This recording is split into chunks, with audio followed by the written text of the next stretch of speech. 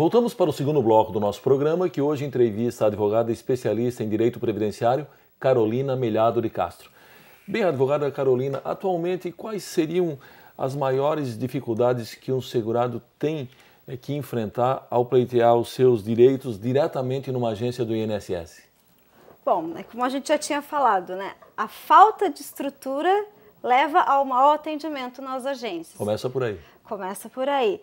Então, assim, a demora, o tempo que o segurado fica esperando para ser atendido. Então, imagina uma pessoa já doente, uma pessoa idosa precisando do benefício, fica lá horas e horas esperando o atendimento, né? O mau atendimento, em alguns casos, né? A falta de treinamento do funcionário para esclarecer as dúvidas do segurado, né? Esses agendamentos absurdos que eu acho para o segurado ir lá e protocolar um requerimento. Então, ele tem que ligar para o 135 ou tem que se dirigir até uma agência do INSS para agendar um dia para ele ir de novo lá e protocolar um requerimento. Eu acho um absurdo isso. Sim. Né? Então, assim, eu acho que a maior dificuldade do segurado hoje é ter acesso a um bom atendimento no órgão previdenciário. Tá certo. Bom, há casos em que o segurado já está no gozo do benefício previdenciário do auxílio-doença e recebe alta do seu médico, digamos assim, um médico particular, mas tem que aguardar a data marcada para a próxima perícia para que cesse o benefício. Bom, enquanto isso, o Estado paga sem necessidade num ambiente, num contexto onde sempre se alega o famoso déficit da Previdência. Bom, o problema da Previdência é falta de organização ou falta de estrutura ou ambas as coisas? Então, primeiro, uma coisa que eu vou deixar claro é que não existe déficit na Previdência Social.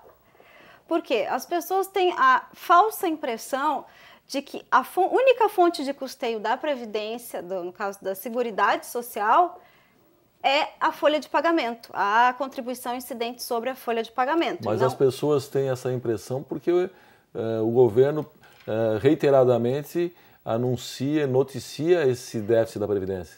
Na verdade, existe um grupo do governo que coloca essa informação que não é verdade. Certo. Né?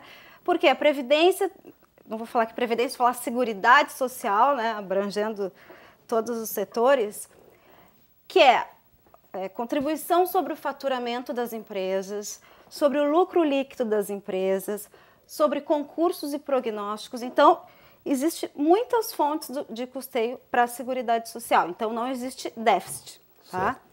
A Previdência cobre todos os benefícios, ela é superavitária. Quanto ao segurado que melhora antes de ter alta do benefício, o que acontece?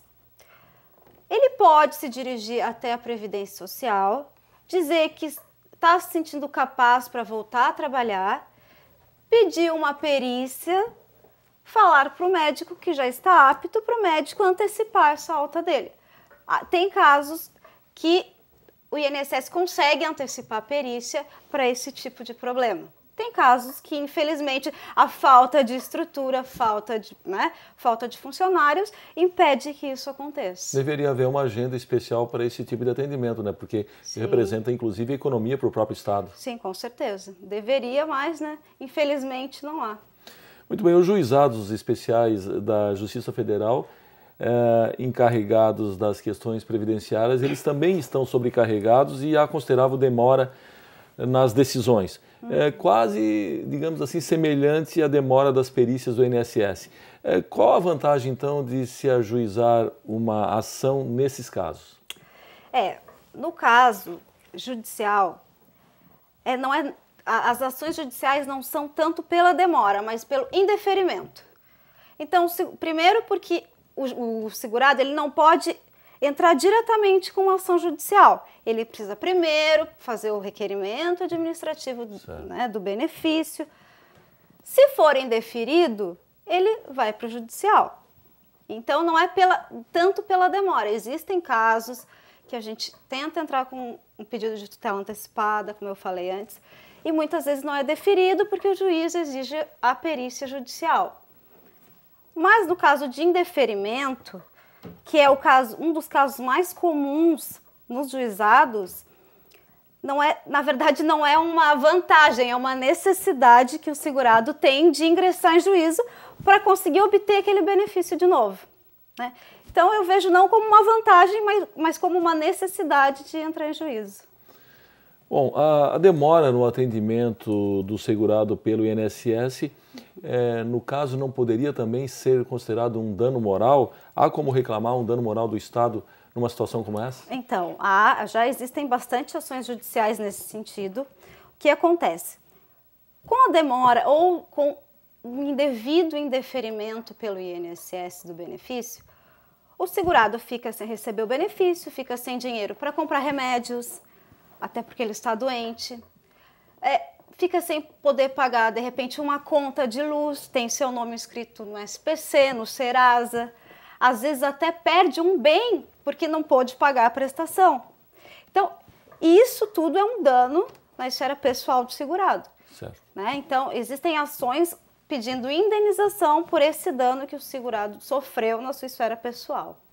E o povo sabe disso? Pois é, são ações novas ainda, né?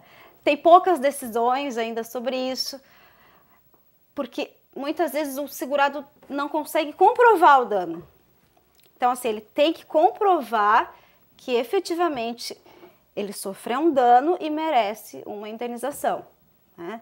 Então, assim, poucas pessoas, na verdade, vão buscar esse direito, né? É muito pouco informado ainda, mas que já existem ações, já existem.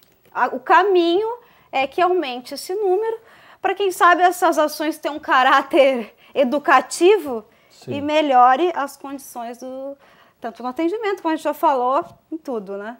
Muito bem, advogada Carolina, nós precisamos chamar mais um intervalo, nós voltamos em seguida, só um instante.